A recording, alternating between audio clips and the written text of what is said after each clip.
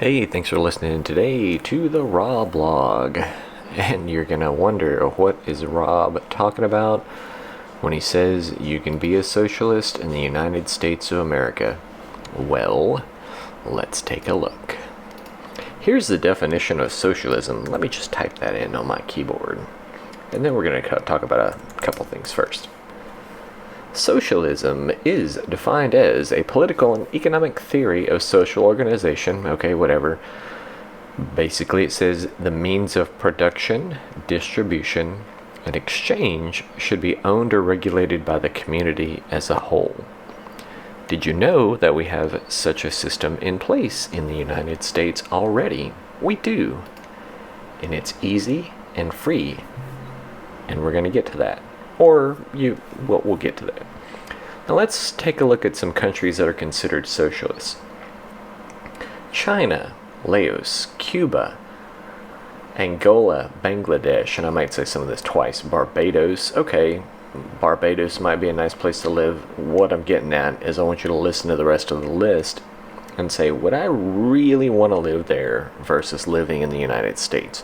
I know we have issues. Everybody's got issues. Where was I? Bolivia, China, Cuba, Ecuador, El Salvador, Ethiopia, Greece. Greece has some economic troubles, I believe, still going on. That's a maybe. I guess if you had your own money and were able to not keep it in Greece where they might try and grab it with taxes or something. Guinea-Bissau, Guyana, Laos, Mauritius.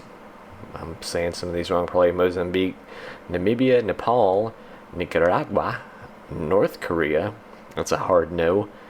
Portugal, maybe. Republic of the Congo, no thank you. St. Vincent's and the Grenadines, maybe. Don't know anything about it. Somebody comment. Sri Lanka, Suriname, Tanzania, Uruguay, Venezuela. We know what's going on in Venezuela. They're broke. Vietnam, I've heard that's a maybe. That's a maybe. You probably really have to know what you're doing in a few of these countries. And Zambia. Okay, so maybe there's a handful on that list where you might want to live. I would probably be, thinking some of these probably don't have terribly stable governments. I don't know. I'll admit to being ignorant on that, but none of those places that I looked at were like, yeah, I'd move there. And I think there's some other website that said Iceland was socialist. So here's the real point of this podcast. If you want to control the means of production, distribution, and exchange, there's a very simple way to do that in America. And that is own stock in companies that produce things, distribute things. And financial management would be exchange, I guess, or exchange of goods or whatever.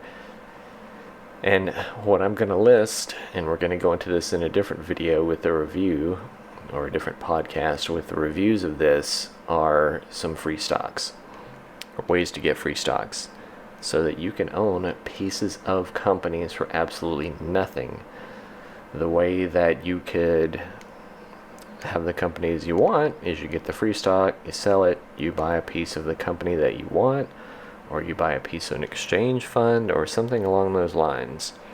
If you want more, then you take the money that you make, whatever means you do to make it, whether that's your job or selling eBay or whatever, you are perfectly free to exchange that cash for a piece of the companies that do the things that socialism says should be owned or regulated by the community as a whole. And you probably get to vote on matters that come before the company. You'll get notifications saying we're voting on this for the board or whatever. So you actually get to do the things that are socialist in the simplest terms. So that's kind of the gist of this podcast. The means is there. There's an extra step. You'll take your money and you'll buy a piece of that company. But to me, it's a form of socialism. There's just an extra step in the middle of exchanging cash. And I know some of you are going to probably pipe up and say, but it's different. Yeah, I get it. But the plus side is You can still do this. You can still live in America. You can still do basically the intent of socialism which is for the community to own stuff.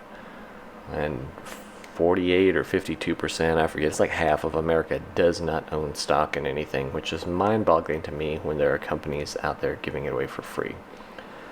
So let's see, let's break into a couple of reviews for the companies in part 2. So go ahead and give me a like and subscribe. I would like to discuss this in the comments section on this video. I think this is an interesting point. I don't think anybody's ever really put it in these terms, that we have what can be a socialist mechanism in this country, but it's also capitalist. So I think we found a middle ground. So thanks for watching. I'll have links where you can sign up and get your free stocks.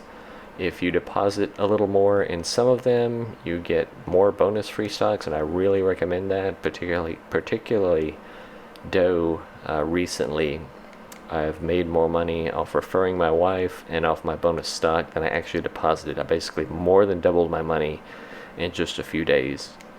I got like $28 for putting in 25. So anyway, appreciate it. Discuss in the comments. Tell me what you think. Am I right? Am I wrong? Was it something you never thought about before? Thanks for watching. Give me a like and subscribe.